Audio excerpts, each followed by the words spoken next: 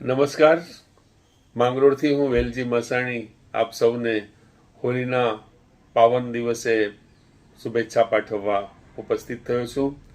મિત્રો, આપણે સૌ જાણીએ છીએ કે ભારત વર્ષમાં હોળીનો દિવસ અનેક રીતે મહત્વનો છે.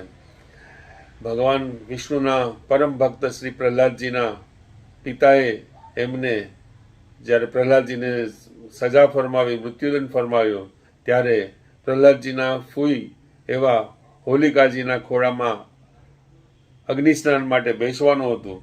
એ દિવસને આપણે હોલિકાના દિવસ તરીકે, હોળીના દિવસ તરીકે મનાવીએ છીએ. મિત્રો, ભગવાનના પરમ ભક્ત એવા શ્રી પ્રહલાદજીએ ઈશ્વરનું નામ વારંવાર લીધું, એના કારણે એના દંડ ફટકારવામાં આવ્યો હતો. આ પર્વથી આપણે તો એ સમજવાનું છે કે ઈશ્વરીય જે શક્તિઓ છે, દિવ્ય શક્તિઓ છે, એ હંમેશા રાક્ષસી શક્તિઓ પર પ્રભાવી રહી છે. કોઈ પણ રાક્ષસી શક્તિઓએ ભગવાનના ભક્તોને ક્યારેય પણ પરેશાન નથી કર્યા.